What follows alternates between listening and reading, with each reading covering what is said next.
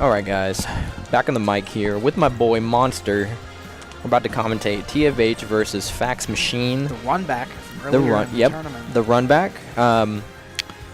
I honestly wouldn't be surprised if Faxmachine went Roy at least once in this set.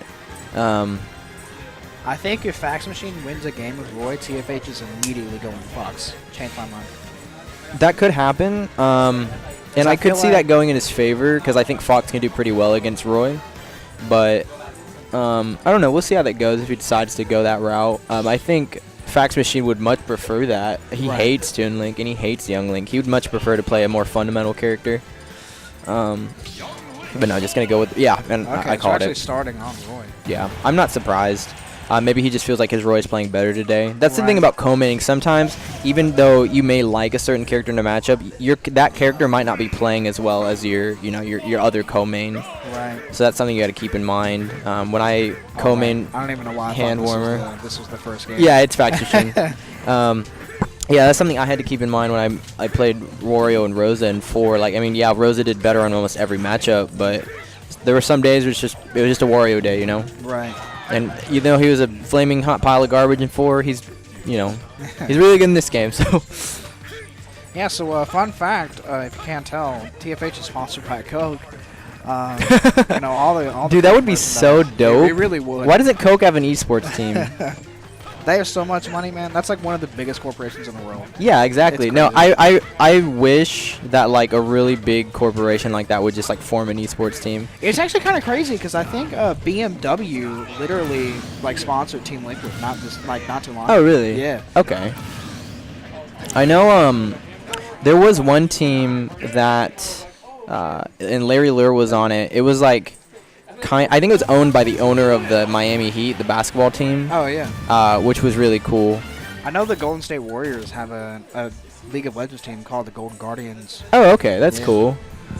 Yeah. No, it's always cool when people decide to throw their hat into the esports scene. And we need it. Right. We really do. I wish that Ultimate got better, like... if we had any like just a drop of dev support, it'd be way better. Yeah, I just wish we got better compensated because we get so many views, but like our payouts compared to like other esports, it's not even close. Yeah. And I mean, we don't need that. Like, we love playing the game, but it would be nice. Because I've actually. Yeah. Yeah. Ooh, really unfortunate. Really sucked. I don't even know what happened. I think his Zaire just didn't grab the ledge for some reason. Oh, no. Not really sure why. But here's the thing, right? Earlier, I feel like with Falco, Faxmachine was having problems smothering TFH. Like, he'd get hits, but he wouldn't be able to convert them as far as he might like to. But Roy's not gonna have that problem. Roy is the character that smothers you in this game. His pressure is insane. It also kind of seemed like he was a lot more pressured to go for Reflector because he's Falco. But I feel like when you're playing Roy, you kind of just once you get in, you're staying in no matter what. Yeah, you don't have to. You just schmoove your way in there. Yeah. You schmoove your way in. You don't got to worry about no Reflector. You just weave through the hitboxes that TFH is throwing out, and it's working out for him right now. And I think his Roy is just playing way better today anyway. I mean, he like doubled 3-stock Cezanne, I think. So, yeah, I think he's definitely in the zone with this Roy. So, I have a question. I don't really know how DSR works. So, if Faxmachine wins this game, which honestly I'm assuming he's going to win this game, can he switch characters? So, that wouldn't be DSR. That would just be the rule set in general. But the way it works is... so the other player gets to, so Faxmachine would do his bans and be like, I banned this stage, that stage. The other player picks the stage. Right. So they'll pick the stage, and then the Faxmachine will pick his character. And at that point, TFH can pick any character that he wants. Usually, TFH should have to say, like, are you staying? Are you staying on Roy? And then Triforce can pick out any character he wants to counterpick the character that Faxmachine picked. Okay. Wait, does TFH stand for? Did you Triforce? Triforce Hero. I did not know that. Wow. Yeah. Just blew my mind. Actually, I also didn't know that TFH and Kairos are siblings. Kairos. I thought that was crazy. Is Kairos... Because Kirito, okay, yeah, that's it. That was his old tag. Yeah, I didn't know that when I first met them either. They look a lot different, but But yeah, they're definitely brothers. Yeah.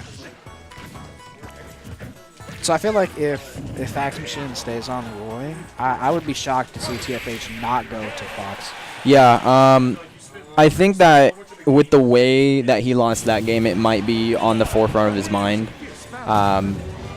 Because again, I mean, like, and I've told Faxmachine this in the past, like, you know, he may want to go Falco in this matchup, but I don't think there's anything wrong with Roy in this matchup. If anything, it sounds like a matchup that Roy would do really well in, because he just gets in.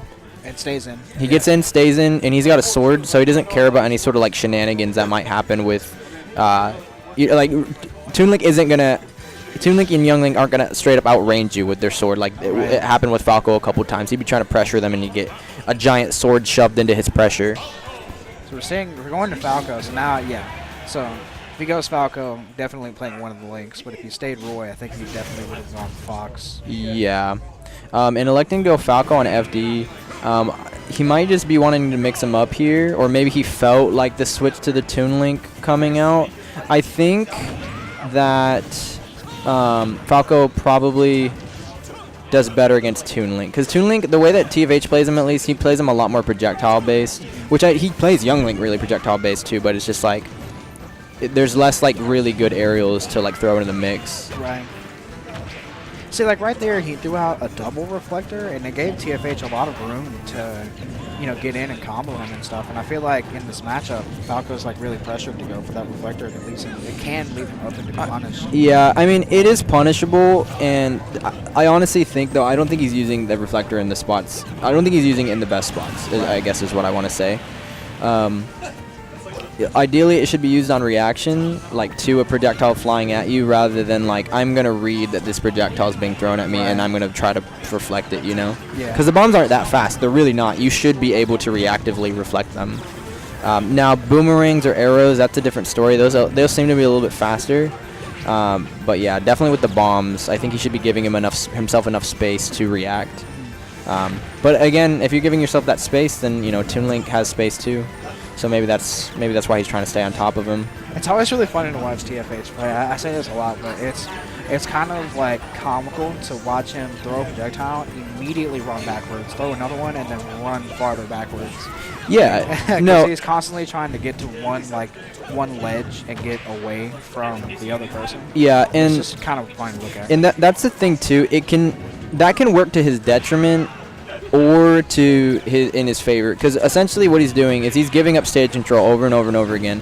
And although this isn't like a traditional fighter where if you're in the corner you like are sure to get jacked up, right, it's more like a traditional fighter than the previous Smash games have been. So you're more trapped in the corner in this game, I think, than, you know, definitely than in 4, definitely than in Brawl. Right. But TFH is really good about mixing his way up out of the corner. But that's the thing, and that I try to tell people. It's like they say, like, you know, it doesn't feel like I'm playing Smash. Like, it feels like I'm playing like this mini game. But I tell them, you know, when he's in the corner, when he's at the point where he has to mix his way up out of the corner, that's your chance to play the game with him. That's your rock, paper, scissors. Right. You call out the option he uses to get out of the corner, and you will hit him. You will land the hit that you've been looking for. But it's your job to call it out correctly or to react correctly. Right. So, I don't know about you, but TFH is seriously taking control. Oh, yeah. I don't agree with the switch to Falco at all. I don't see why that dominant of a win would result in, you know, him switching to Falco. I think maybe he just actually so nice. Yeah, that was disgusting. He actually just JV3'd him. Wow. Yeah, that was really dominant. I don't agree with the Falco switch. But maybe, you know, he felt like on FD, which is like TFH's best stage. Right. Against, you know, and maybe he felt the Toon Link coming out, or maybe he felt like he could force him to. Maybe he felt like he could force out the Fox with the Falco. That could have been a thing too, you know. But I don't. A lot of mind games in terms of the character select screen going on in this. Yeah. Well, my thing is, if that was at all in his mind, then I don't think he showed TFH earlier that he had to go Fox against Falco, you know. Right. But yeah, gonna go back to Roy. I think they picked Kalos. I think so, yeah. Very big stage. So I don't know how we'll see how that goes. As far as, like, you know, TFH trying to zone him out. That is a scary thing when you give like a fast zoner a ton of space. They can't just kind of run away from you. But also going to be dying later from bomb confirms and the like. And Roy honestly doesn't really care about Blast Zone sometimes when he hits you with his killing moves. Right. Man, it's crazy though. Sometimes it's really funny to watch people like work hard, like quote unquote work hard for their combos, and then get hit 3 times and they're immediately at the same percentage. Yeah. I mean, especially like again, a character like Roy. I mean, he's gonna hit you for those giant strings. Like his combo game's amazing. But that's, I don't know. I think that was weird. I don't know why he didn't finish the side B.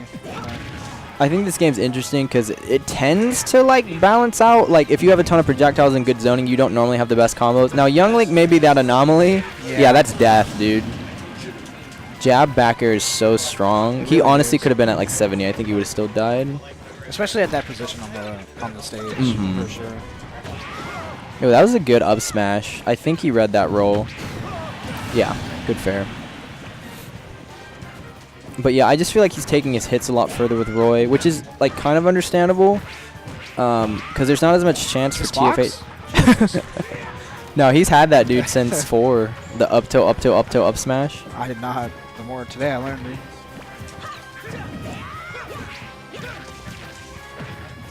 Jeez, they're scrapping. Ooh. That was a really good F smash. Just reacted.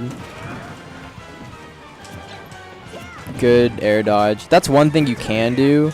That I know that Faxmachine wants to get better at is like air dodging and grabbing the bomb. Sometimes it's kind of crazy to like watch at how good TFH can react to where his opponent's being knocked back. Because I mean, I don't necessarily know because I don't play the character, but it seems like the bomb will send him in different directions sometimes, especially when they're like really close together. Yeah, it's dependent on DI. Yeah, so it's TFH will immediately just hit them. I will say it's dependent on DI, and I think his reactions are good too. But he also mains the character, so he's a lot more familiar with like where he needs to position himself to get the conversion, you know. Right. And he does guess wrong sometimes. It does happen, but yeah, he's pretty consistent about positioning himself adequately. Ooh. Ooh, good spot dodge. Yeah, that's gonna kill. That move is so strong. Really, you know it only kills 2% later than limit cross slash? Yeah, I heard about that. Kinda nutty.